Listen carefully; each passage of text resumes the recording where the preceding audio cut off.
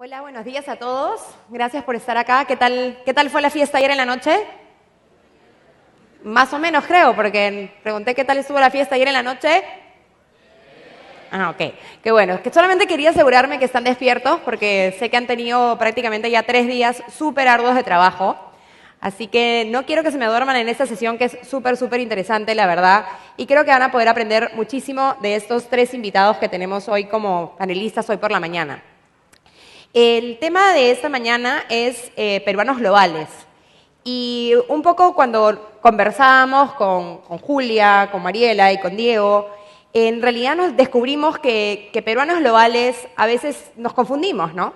Y que peruanos globales no es solamente el peruano que fue a darse la vuelta alrededor del globo, es decir, alrededor del mundo, sino también somos todos los peruanos de los cuales aprendemos aquí y podemos exportar también conocimientos fuera.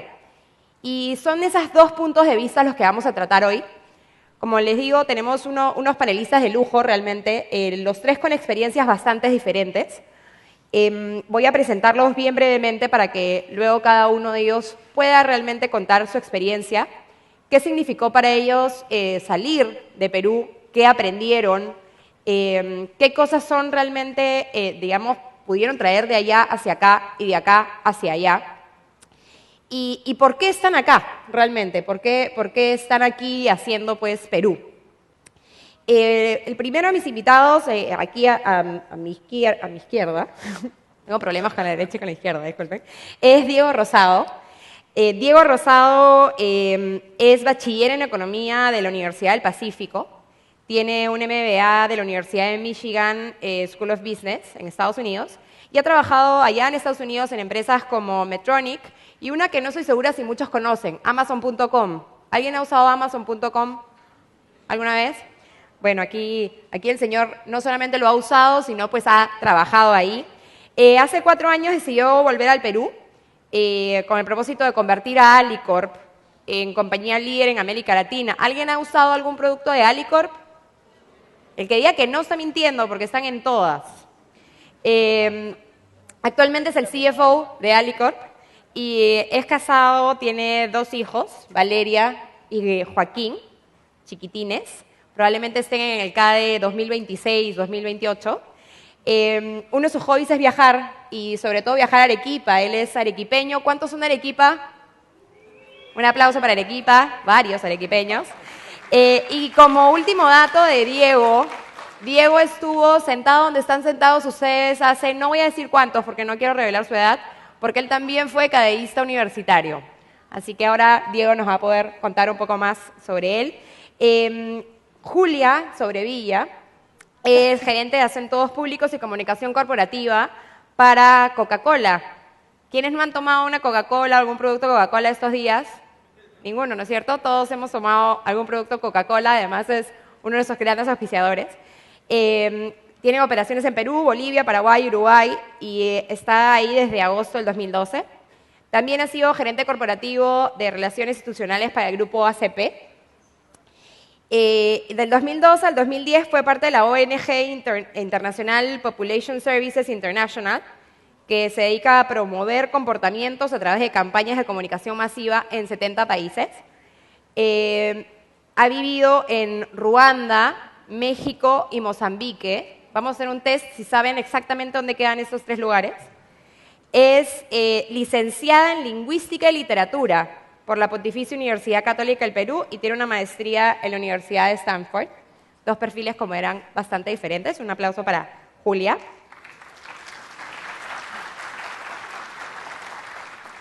Y nuestra tercera invitada, Mariela Pérez Costa. Ella es bachiller en Derecho de la Pontificia Universidad Católica del Perú. Tiene una maestría en Derecho en la London School of Economics and Political Science y ha orientado su formación jurídica a la investigación de las causas de la pobreza y a la solución de las mismas a través de políticas públicas. Ha trabajado en proyectos de forma institucional en países en desarrollo África, Asia y Latinoamérica.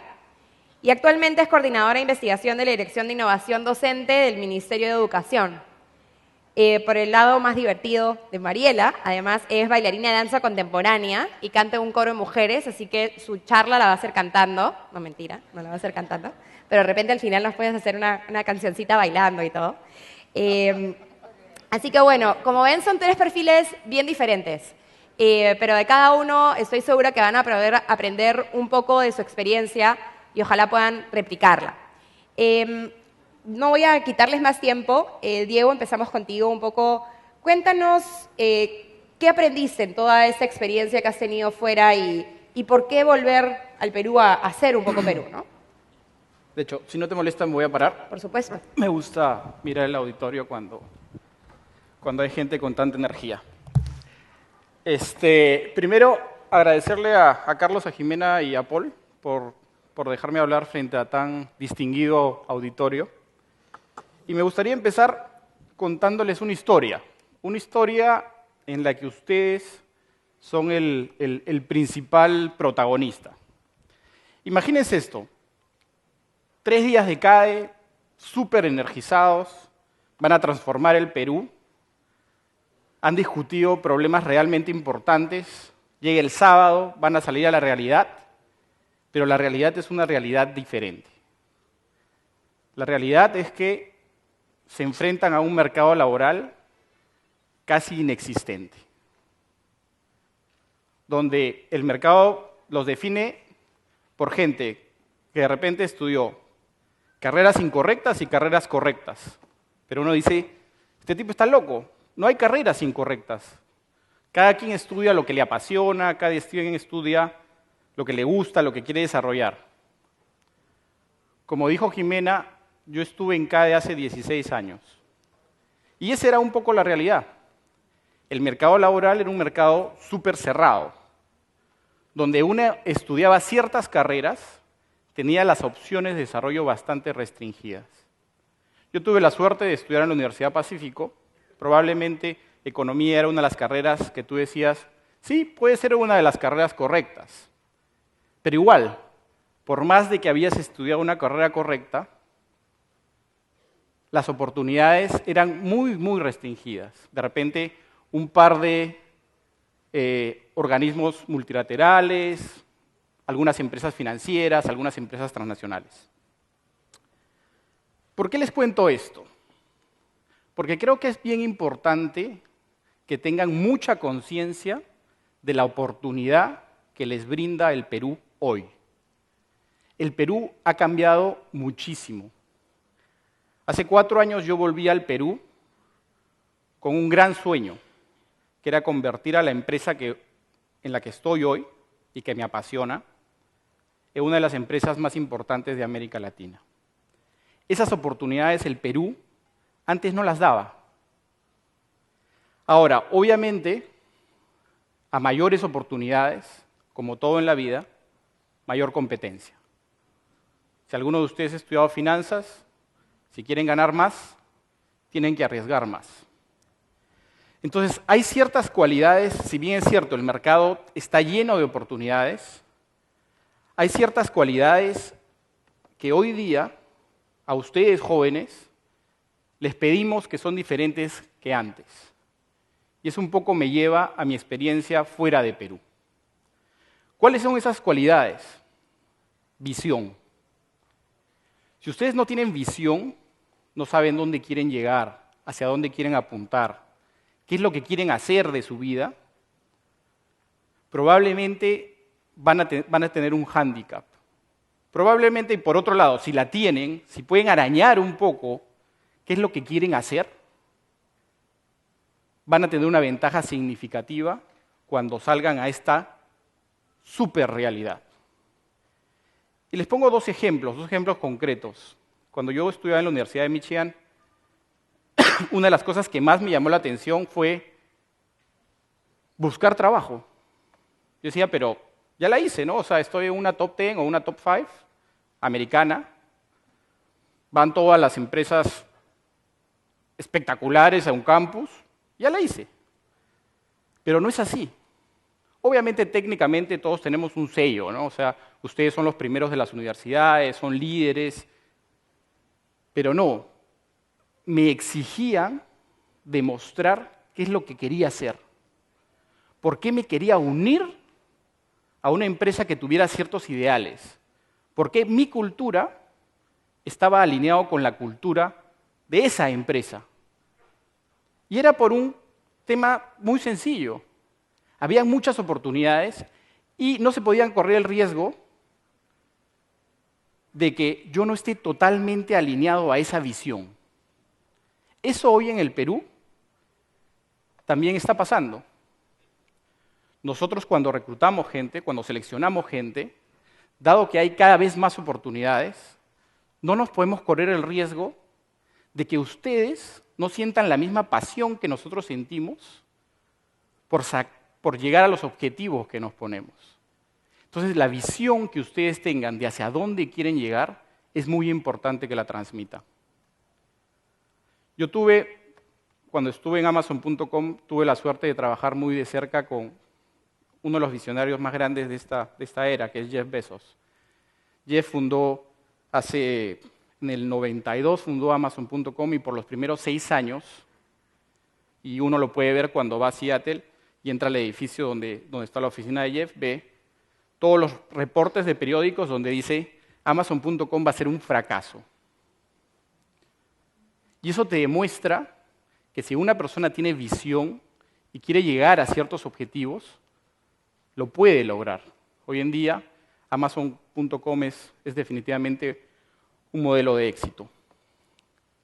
¿Cuál es otra de esas cualidades que el mercado de hoy te pide, te exige?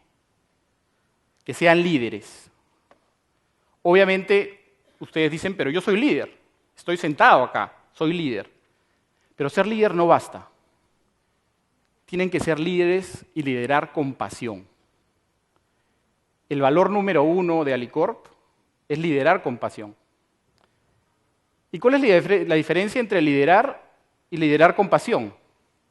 Claro, para liderar uno tiene que saber dirigir, uno tiene que saber a dónde llegar, uno tiene que saber comunicar, escuchar. Pero la gran diferencia es que uno tiene que saber motivar. Y motivar, ¿por qué? Porque hoy día, en el Perú, las empresas tenemos objetivos muy grandes y necesitamos gente como ustedes, talentosa, pero muy motivada para cumplir con nuestros objetivos. Por eso esa es la gran diferencia de ser un buen líder y ser un líder motivador. Como les comentaba, yo regresé al Perú hace 4 años y lo que más me motivaba, aparte obviamente de venir a vivir y volver a ver a mi familia, obviamente después de 5 años en el Perú me gustaría que mi suegra viva un poquito más lejos, pero igual, mucha motivación. Pero me motivaba el ver un país totalmente transformado. El que una compañía como Alicorp esté poniendo huella y sello fuera de Perú. El que querramos ser los líderes en América Latina en todos los mercados en donde participamos. Y de repente, una de las cualidades más importantes que yo me llevé de haber trabajado en una compañía como Amazon es un término que los americanos usan como accountability. La vez pasada discutíamos con Jiménez qué es accountability. Es que realmente ustedes abracen sus retos, que ustedes realmente hagan suyo sus objetivos y que los saquen adelante. Que realmente entren a una empresa, creen ustedes su propia empresa, trabajen en un organismo público, los objetivos que les ponen los hagan suyos y de repente suban la barra. Eso es muy importante demostrarlo, porque definitivamente al ser un mercado con tantas oportunidades, como les dije, la competencia sana es muy, muy grande.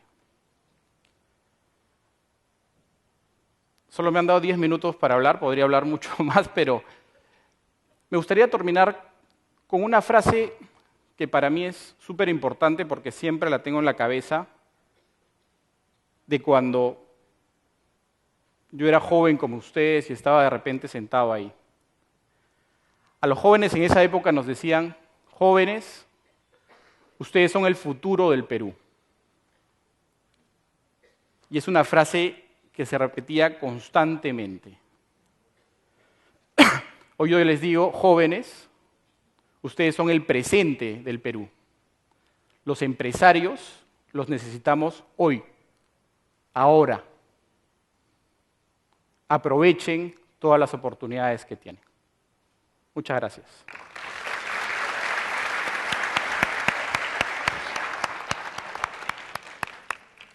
Muchas gracias, Diego. Creo que todos vamos a estar de acuerdo que ha sido muy interesante la visión y el punto de vista que tiene Diego. Siempre pensar en grande, no dejar que nuestros pensamientos limiten pues todas esas habilidades que tenemos para hacer realmente el Perú que queremos. Julia, cuéntanos un poco tú sobre tu experiencia, que es bastante, digamos, diferente a la de Diego. Solamente empezando, y eso fue algo que no sé si se dieron cuenta cuando lo leí, ¿no? Que uno normalmente, y muchos de los panelistas que hemos estado presentando, decimos, es administrador, es economista, es abogado, y pues voy a volverlo a leer. Julia es licenciada en Lingüística y Literatura, ¿no? Quisiera que nos cuentes además la cara que ponían tus amigos cuando le decías estoy estudiando Lingüística y Literatura. Bueno, me miraban como bicho raro, pero eso no es raro, porque siempre me miran como bicho raro. Voy a hacer lo mismo que Diego. Buenos días a todos. Primero, voy a parar primero, porque es temprano y es sábado. Voy a poner mi reloj para no pasarme de tiempo. Y quería primero que nada agradecerles a los organizadores del CADE, a Carlos, a Mariel, a Jimena, a todos los involucrados en el CADE por haberme invitado a esta sesión que yo moderé con mucha menos eficiencia que Jimena, debo decir, el año pasado. Es un orgullo y un placer estar acá y la verdad que me siento honradísima de que todos ustedes hayan venido y estén acá. Para mí el CADE universitario es uno de los momentos del año en los cuales yo estoy realmente entusiasmada, a pesar de no haber participado tanto como debería, pero sí creo fuertemente en el valor de estos 3 días de intercambio de opiniones, de conocerlos. 2 años seguidos he estado sentada en los almuerzos con ustedes y ha sido realmente, como les digo, uno de los momentos, uno de los hitos del año para mí, porque realmente trabajar y escuchar lo que dice Diego, que es cierto, que es el presente del Perú, es pues una motivación enorme para quien, digamos, tiene algunos años ya de carrera. Y no los voy a, digamos, lo que quiero yo decir, no puedo decir mucho más que Diego en realidad, es compartir un poco de mi experiencia, como dice, ¿no? El lunes nos citamos a las 8 de la mañana temprano para un poco discutir ese panel, para que tuviera sentido, para ver que realmente tuviera una forma que pudiera tener algún valor agregado. Y una de las cosas que hablamos, yo llegué un poquito tarde, y estaban hablando sobre las carreras y las opciones, y cómo el Perú ha cambiado tanto y cómo nos ofrece tantas opciones hoy día que antes no habían, lo cual es cierto. Entonces, pero hablaban de todos los economistas, los abogados, los administradores, etc. Y yo les dije, bueno, en realidad mi experiencia es completamente distinta porque yo vengo como yo tomé un camino que era bastante diferente, no era un camino, digamos, tradicional. En una época en la cual en el país no habían tantas oportunidades y efectivamente me fui a estudiar Lingüística y Literatura a la Católica, bueno, primero porque era buena para las letras y los números no se me daban, pero ni por casualidad, y luego porque realmente me apasiona hasta ahora la literatura y descubrí esta otra nueva cosa que es lingüística, que es realmente lo que seguí. Pero me preguntaba, bueno, ¿y ahora qué hago, no? ¿Y ahora qué voy a hacer? Y un poco esa es la historia que les vengo a contar y que vengo a compartir con ustedes, y es que a veces los caminos no tradicionales, los caminos casuales que uno va descubriendo, terminan siendo y confluyendo para lograr tener una carrera que a uno lo motiva, lo apasiona. Creo que es cierto que es muy importante tener una visión de hacia dónde se quiere ir y qué es lo que uno quiere hacer, o qué es lo que uno quiere contribuir, o qué es lo que uno quiere marcar como profesional. Pero también creo que ir descubriendo distintas cosas en el camino es importante. Entonces, yo, como les digo, comencé con lingüística y literatura y mis caminos no eran muchos. Podía enseñar, podía ser académica, en fin. Y me di cuenta ya hacia el final de mi carrera en la Católica, donde mis amigos apasionadamente se ponían a discutir sobre temas como si habían cerebros en la batea o no habían cerebros en la batea en la clase de filosofía y lenguaje, y yo dije, no, a mí me faltan teléfonos y gente. Yo quiero tener interacción con personas. Entonces decidí ahí que podría ser un buen camino para mí trabajar en periodismo, que era otro camino que se podía abrir. Me gustaba escribir, me gustaba leer, me gustaba investigar, soy sumamente curiosa y me gusta saber todo. Entonces supuse que eso iban a ser una buena suma de elementos para ser periodista y me fui a hacer una maestría en California. Llegué a un mundo completamente diferente, totalmente nuevo para mí. Venía de un país en el cual pues, no habían ni siquiera computadoras en la universidad y acá venía una universidad donde había 10.000 computadoras para todo el mundo. Pero lo más interesante fue que empecé realmente a descubrir otros mundos, otras formas de pensar, otras formas de ver la vida y de investigar. Y me di cuenta que, bueno, que de repente, bueno, periodismo era una buena opción, pero que habían otras opciones. Y por azares del destino, terminé trabajando. Terminé la maestría en Estados Unidos y me fui a vivir a México un par de años, trabajé en periodismo, trabajé en temas de conferencias financieras y luego se me abrió una oportunidad impensada para alguien que había estudiado pues, lingüística y literatura, que era trabajar en el mundo de la televisión. Terminé trabajando en Miami en temas de marketing para televisión por cable, un par de canales que de repente conocen, que son MTV y Nickelodeon, y viajando por toda América Latina, digamos, descubriendo cómo funcionaba esto de la televisión por cable en esas épocas. Esa experiencia fue una experiencia increíble, porque yo iba aprendiendo día a día. Muchas de las cosas que me habían enseñado en la universidad me servían bastante, evidentemente, pero había muchísimas cosas que no me servían tanto y que tenía que ir aprendiendo día a día. No quiero ser demasiado lineal en esta narración, digamos, un poco, pero lo que sí quiero decirles es un poco, yo estoy poniéndoles los distintos elementos de la receta que he terminado siendo mi vida, porque efectivamente han sido aprendizajes muy diferentes. Y eso es importante, ¿no? Es decir, tomar los aprendizajes diferentes para ver hacia dónde vamos, ¿no? Entonces, aprendí todo eso que se llama marketing de forma bastante empírica, y luego, un día, me mandaron a vivir a Brasil, a empezar a la oficina de Brasil para Nickelodeon, y realmente ahí descubrí todavía una cultura diferente, o una forma de ver la vida diferente. Y esa es otra cosa que para mí sí es muy importante, que son las diferentes formas de ver la vida. Una de las cosas que para mí ha sido fundamental a lo largo de mi vida es que, si bien yo traigo una identidad, traigo toda una bagaje cultural de peruanidad, por otro lado es encontrar las otras culturas y cómo me nutren a mí y cómo de esas culturas yo voy descubriendo formas distintas de hacer las cosas o de mirar el mundo. Y bueno, Brasil fue evidentemente una gran experiencia en temas de apertura de mente. Los brasileños realmente, esa cosa que tienen la samba en la sangre, no es falso, es cierto. Pero una de las cosas que a mí me sorprendió muchísimo, por ejemplo, de este país increíble que es Brasil, es que no necesitan a nadie más. Tienen todos sus sistemas de todo. Tienen sus sistemas de estrellas, de televisión, de radio, de periódicos, no necesitan a nadie. Y eso es impresionante cómo eso forja una identidad de los brasileños que es realmente fuerte y que yo, digamos, he ido viendo no tan fuertemente en otros lugares. Luego de Brasil, ¿por qué les cuento esto? Porque Brasil para mí fue un hito. Cuando vivía en Brasil, tenía esta carrera de marketing en la cual la verdad me iba bastante bien, era súper interesante, habíamos lanzado 2 canales, habíamos ido a toda América Latina, yo me pasé 8 años de mi vida viajando por todos lados, viendo distintos lugares, más que nada en un avión. Decidí que en realidad, y ahí va digamos, primera parte lingüística y literatura católica, maestría tradicional.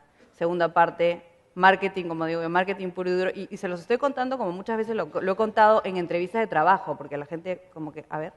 Entonces, marketing puro y duro, algunos años Latinoamérica, televisión, entretenimiento. Y de ahí llegó un día en el que dije, ¿saben qué? En realidad y esto es una cosa que dijo Diego, que es la pasión. Es monstruo, es espectacular, qué rico ser ejecutivo y viajar por todos lados, trabajando en MTV, en Nickelodeon, en estas marcas, pero sentía que me faltaba pasión, sentía que me faltaba algo que me llevara a levantarme todos los días para hacer una diferencia, y quería hacer una diferencia. Entonces, ¿qué decidí hacer?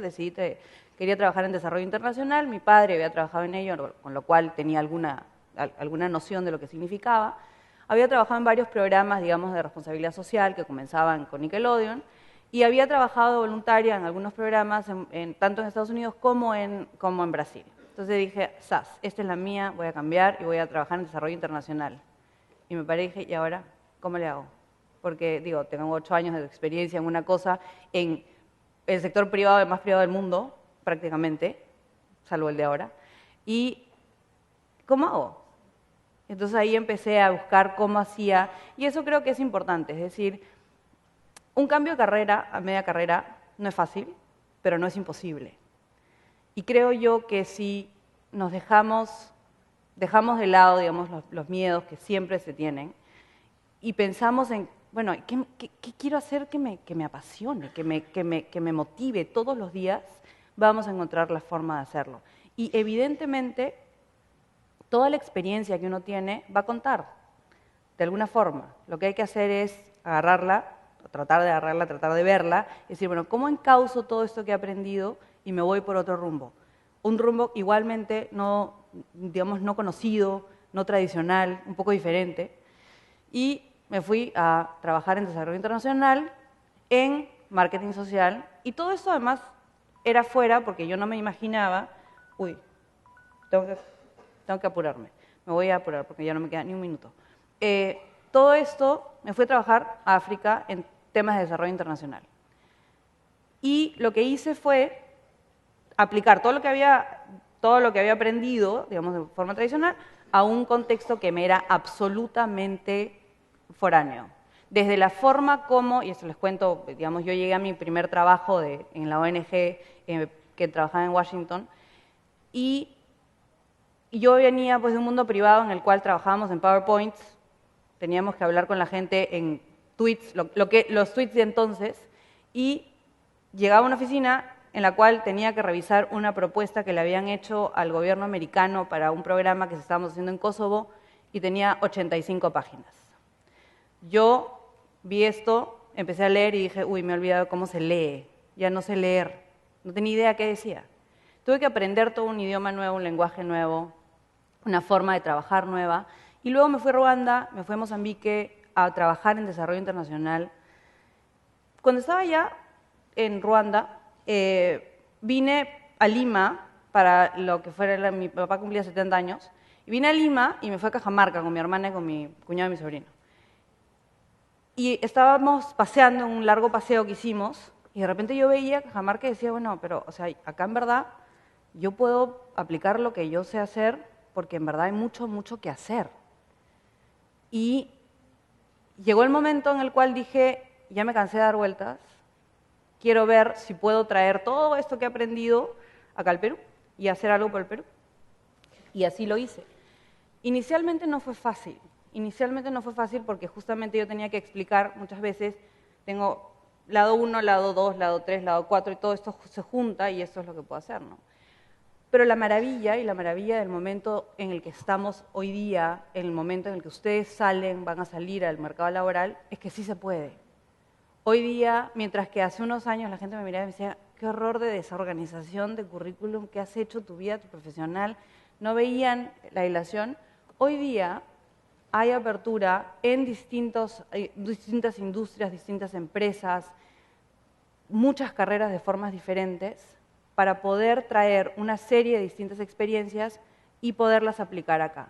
Entonces, estamos hoy día, no se olviden de la pasión, de traer la motivación para poder realmente hacer algo que quieran hacer. Eso es lo que quería compartir. Muchísimas gracias. Me pasé, perdón. Gracias, Julia. Creo que nos quedó muy claro a todos que efectivamente la carrera nos enseña, ¿no? Las carreras que elegimos y donde además cuando tenemos 16 o 17, cuando tienen o tuvimos 16 o 17 años, tenemos que elegir en una edad temprana algo que supuestamente nos tiene que definir toda la vida y la realidad es que no es verdad. La carrera nos sirve, la carrera nos enseña, la carrera nos da realmente algunos pilares básicos de conocimientos y de habilidades, pero uno puede cambiar el rumbo. Uno sí, puede estudiar una carrera, aplicarla a toda la vida y hacer eso toda la vida, pero también puede explorar, ver oportunidades diferentes, ver experiencias distintas, tanto aquí en realidades diferentes, pero lo importante es tomar todo lo que aprendimos de cada una de esas experiencias pues para poder aportar lo mejor que podemos en lo que queremos hacer más adelante. Ahora queremos escuchar a Mariela, que Mariela también sabe de esto, sabe de estudiar una carrera y luego no necesariamente aplicar y hacer lo que todo el mundo hace con esa carrera y tampoco hacerla en lo que la mayoría de la gente cree que es lo normal, ¿no? Que es en una empresa multinacional o una empresa conocida, local, con fines de lucro, digamos, sino Mariela ha aportado y aporta mucho pues, en ver políticas, en realmente hacer Perú y estar ahora en una entidad del Estado como es el Ministerio de Educación. Cuéntanos un poco, Mariela, sobre ti y tu experiencia. Gracias, Jimena. Bueno, primero que nada, quiero decirles que estoy muy contenta de estar acá. Me parece un honor haber sido invitada para contar mi experiencia. No sabía que podía ser relevante para ustedes, pero explorando un poco lo que he venido haciendo en los últimos años me he dado cuenta que sí tengo algo que contar y me gustaría compartirlo con ustedes. Ahora que ustedes ya están saliendo de la universidad y bueno, tienen que empezar a pensar un poco qué van a hacer en el futuro.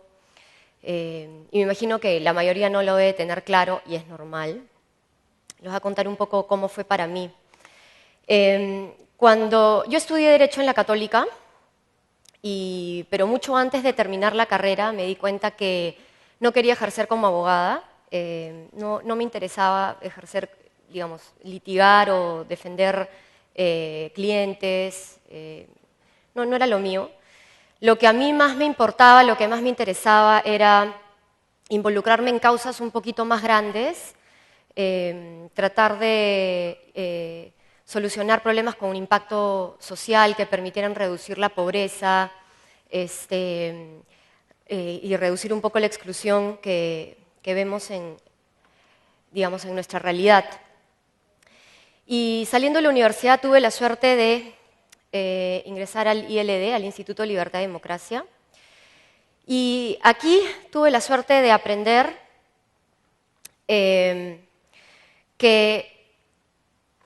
las leyes, los sistemas legales tienen un impacto muy importante en el bienestar de las personas.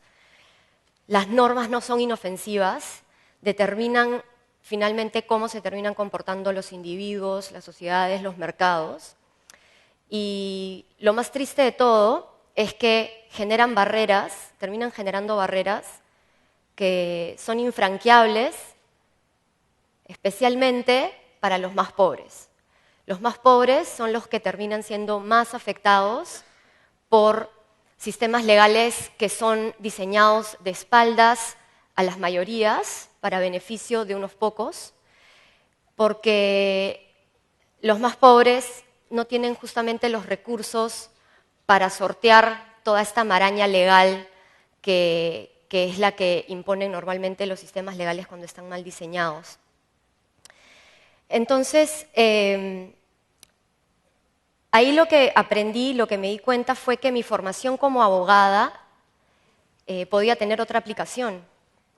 Ahí me di cuenta que en lugar de surfear o transitar o simplemente operar las leyes que ya están dadas, desde mi formación lo que podía hacer era reformar esas leyes, reformar los sistemas y hacerlos más amigables, más inclusivos, más, simplificarlos de forma tal que los más excluidos pudieran beneficiarse de esos sistemas. Entonces, ahí descubrí que la abogacía era una herramienta muy importante, Y esa es la primera lección que me gustaría compartir con ustedes, que es que, un poco en la línea de lo que comentaba Julia, ¿no? La formación que ustedes han recibido en la universidad no los limita a un conjunto finito de opciones de desarrollo profesional. Sobre todo si es que el objetivo de ustedes, si quieren ser peruanos globales, es involucrarse en resolver problemas globales.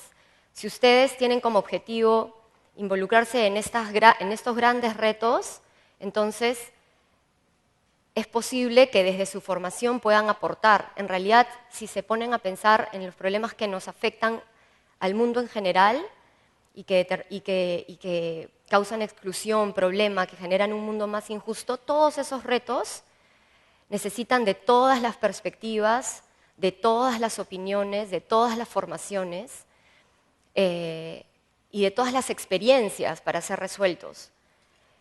No se pueden resolver a través desde una sola perspectiva. Entonces ahí está la riqueza. El punto, digamos, lo concreto es que ustedes desde su formación tienen que encontrar el aporte concreto que pueden canalizar hacia la solución de estos problemas. Esa es la primera cosa que quería compartir con ustedes. La segunda lección que aprendí trabajando fuera, en países en desarrollo, fue que es posible que podamos ser generadores y no solo consumidores de conocimiento y de información. Normalmente estamos acostumbrados a pensar en que ser globales implica, bueno, yo sé inglés, sé otros idiomas, puedo utilizar la tecnología de la información, manejo perfecto el internet, tengo un iPhone, soy súper conectado, tengo Twitter, Facebook, etc. Y simplemente estamos consumiendo lo que otros nos dan, ¿no? Y creo que mi experiencia me ha enseñado que en realidad ser un peruano global implica más bien también estar listos para exportar conocimiento, para generarlo acá y exportarlo. En realidad, las experiencias locales que han sido exitosas, por ejemplo, en reducir la pobreza, en generar crecimiento, en generar mayor bienestar a las personas, pueden ser transferidas a otros contextos.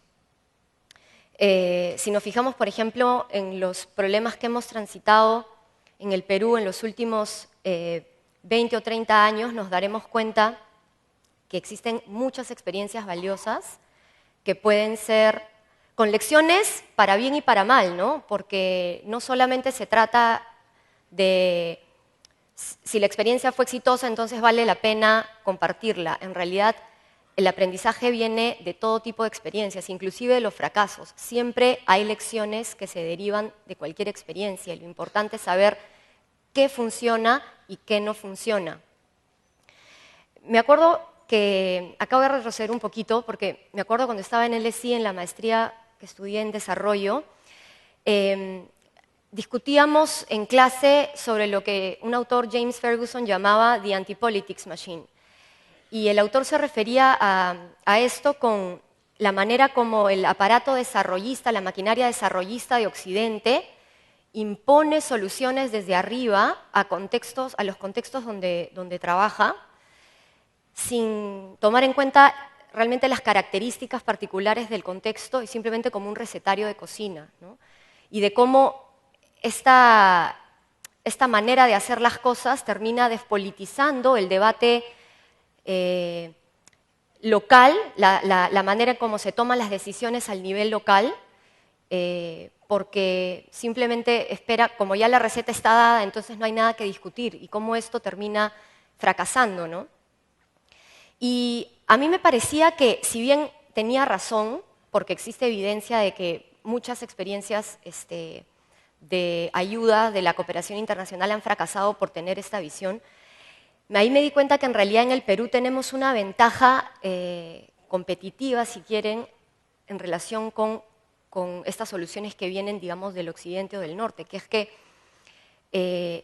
el conocimiento que se puede generar acá es mucho más fácil diseminable, mucho más fácilmente diseminable a contextos de países en desarrollo. Justamente porque estos otros países precisamente ahora están transitando por procesos de desarrollo por los que nosotros ya hemos pasado antes. Problemas como, por ejemplo, la informalidad en la tenencia de la tierra, ¿no? Por ejemplo, acá tenemos, esto es Enate, un asentamiento humano en Enate, y esto en realidad es un asentamiento humano en Addis Abeba, en Etiopía, ¿no? La informalidad en la tenencia de la tierra, esto es en Makoko, en un barrio en Lagos, que está sobre el agua. Si se dan cuenta, todas estas realidades parecen el mismo país y están en diferentes continentes, ¿no? Entonces, te dan cuenta la informalidad en la tenencia de la tierra, la informalidad en los negocios, la precariedad del Estado, ¿no? De cómo funcionan los aparatos estatales. Son problemas que ya hemos visto en el Perú y que de alguna u otra manera hemos tratado de resolver y tenemos experiencia en eso, se han mejorado un montón de cosas. Me acuerdo el año pasado cuando estuve en Nigeria en un proyecto con el gobierno de Lagos, tuve que visitar varias entidades estatales para ver cómo funcionaban algunos procedimientos administrativos, etcétera, era parte del estudio. Y fue alucinante ver cómo, en realidad fue como un viaje al pasado, fue como retroceder 20 años al Perú de los años 80. Las colas larguísimas para, digamos, las colas larguísimas de ciudadanos esperando un servicio, digamos, los procedimientos costosísimos, complejos y en general un Estado que opera bajo una lógica bien perversa que es totalmente contraria a la del servicio al ciudadano, ¿no? Simplemente extraer rentas y no dar ningún servicio. Esas realidades en realidad ya las hemos vivido acá y tenemos soluciones que podemos replicar. Entonces, hay experiencias que se pueden exportar. Lo mismo también interesante es que cómo se comporta el ciudadano común aquí y en África y en cualquier otro país en desarrollo en reacción a estos sistemas legales que son excluyentes, también es muy parecida. La informalidad es igualita aquí y es igualita en África. Cómo la gente quiere sacarle la vuelta a la norma es increíblemente parecido. Entonces, las soluciones que vienen desde abajo se pueden tomar en un contexto, pueden replicarse también en otros contextos. Y lo que quiero decir con esto es que finalmente es posible que podamos pensar en una transferencia de conocimiento de sur a sur, porque las soluciones que funcionan en un contexto de países en desarrollo, si funcionan y aún si no funcionan, esas lecciones aprendidas pueden ser más fácilmente transferidas a otros contextos que son parecidos. Y por eso un poco la idea del South-to-South Transfer Knowledge. Por eso es que a mí me gustaría, para cerrar este segundo punto, invitarlos a pensar en el Perú como un laboratorio de soluciones que pueden ser replicadas fuera. Usen al Perú como justamente el hub donde pueden empezar a ensayar lo que funciona y lo que no funciona. Pensar en problemas globales que se presentan aquí, tratar de solucionarlos y luego exportarlos. Podemos ser muy exitosos en compartir con otros países vecinos lo que acá funciona y lo que no funciona. Y bueno, finalmente, el tercer punto que quería comentarles es que es algo que también aprendí en mi experiencia afuera, es que es muy importante entender la cultura, la idiosincrasia y la mentalidad de los lugares en donde uno está trabajando. A mí me hizo mucha gracia cuando estaba trabajando en un país en África, estábamos monitoreando un equipo local, cuando les decías, por ejemplo, la fecha, el deadline para presentar este trabajo es tal fecha, ¿no? ¿Los van a poder presentar? Sí, no. Y te respondían algo así como, con la voluntad de Dios cumpliré, ¿no?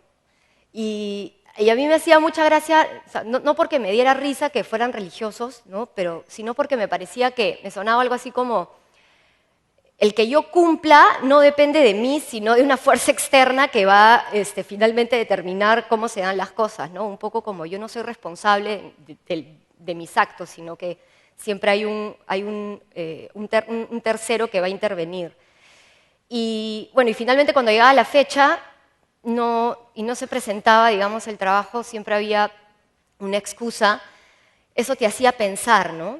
Y lo mismo, por ejemplo, cuando era el mes del Ramadán, había que tener paciencia con la menor productividad porque, bueno, la gente estaba en ayuno o no podía trabajar fuera de horario de oficina. Entonces, ahí lo que aprendes es a adaptarte y a replantear, reformular las estrategias que inicialmente te habías planteado para lograr un objetivo, hay que reformularlas para finalmente alcanzar, lograr lo que se tenía que hacer. Ahí es que finalmente entiendes que es necesario aprender a moverte en todo tipo de contextos, con todo tipo de interlocutores, para empezar a respetar y valorar la diversidad, porque es justamente esa diversidad la que te permite entender todas las perspectivas que están en juego al momento de diseñar una solución.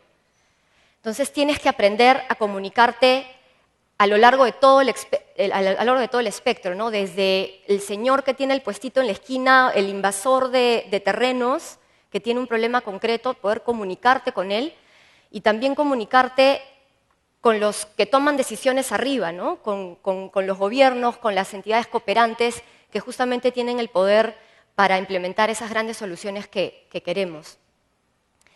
Bueno, finalmente las tres cosas con las que me gustaría dejarlos esta mañana es que la primera es que si en verdad quieren ser peruanos globales, tienen que involucrarse en la solución de problemas globales. Eso es el primer punto que me gustaría dejarles.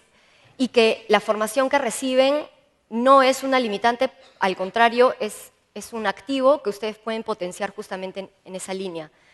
Si no es necesario para ser globales conectarse con el mundo en ese sentido. Lo segundo es que exportar conocimiento desde el Perú es posible.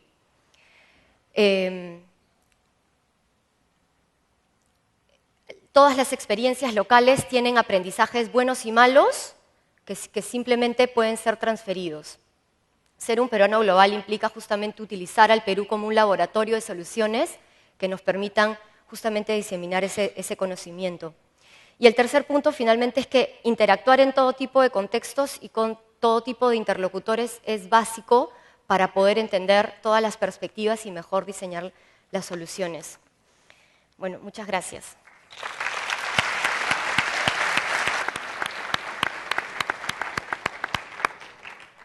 Muchas gracias, Mariela. Efectivamente, creo que es muy importante y ahorita estamos en una situación, en un momento muy particular del país donde podemos realmente compartir excelentes ejemplos de lo que se hace en el Perú y que se puede replicar fuera y también no tener miedo de compartir los fracasos. Creo que algo que dijiste es muy bueno, que no todo sale perfecto, que sí es importante compartir los fracasos, aprender de ellos, obviamente no para seguir fracasando una y otra vez, sino para efectivamente saber qué es lo que no se debe hacer y cómo ajustar tuercas pues, para efectivamente poder tener mejores soluciones, ¿no? Tanto trayendo cosas de fuera como exportando cosas afuera también. Antes de pasar a las preguntas del público, de ustedes chicos, es una cosa que quería conversar con ustedes, de repente empezar con Diego, que lo conversamos también, que es algo que nosotros, los peruanos en general, no hacemos tanto como la gente de fuera, la gente global, y que probablemente es una de esas experiencias más ricas que uno trae consigo cuando sale y está en un programa estudiando o trabajando, que es el relacionarte con personas diferentes y cómo ellas tienen este hambre de conocer de otras personas. Cuéntame un poco, Diego, tu experiencia con eso. Sí, definitivamente, ¿no? Cuando uno va a una maestría afuera, no necesariamente académicamente va a cambiar. O sea, la educación en la enseñanza universitaria en el Perú es sumamente rica. Pero lo que sí cambia radicalmente es con quién te relacionas. Te relacionas pues con con un japonés, un coreano, un africano, un americano, que tienen diferentes perspectivas, diferentes backgrounds, piensan diferente, y tienen soluciones a problemas de manera diferente. Y eso es lo que hace rico de repente una maestría o estar en un ambiente de este tipo, que básicamente te empuja a pensar fuera de la caja para solucionar un problema. Y la otra situación que para mí es interesante era los temas culturales, ¿no? Yo cuando estaba en Amazon compartía mi oficina con una persona de la India, y era una persona muy religiosa, ¿no? Entonces, obviamente, en los momentos que tenía que rezar, tenía que rezar. Y uno tenía que respetar esas cosas. Entonces, aprendes también mucho a ser tolerante y a respetar las ideas de gente que es tan buena como tú, pero que piensa diferente y tiene una cultura diferente. O sea, Julia, sí.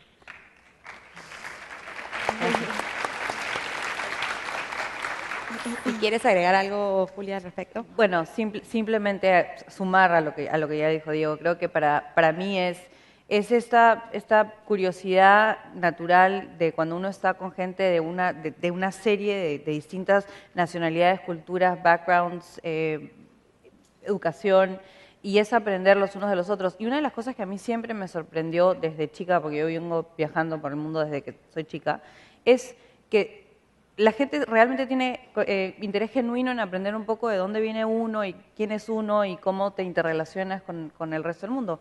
Básicamente es mantener, yo sí creo que uno aprende de todas estas realidades diferentes, ¿no?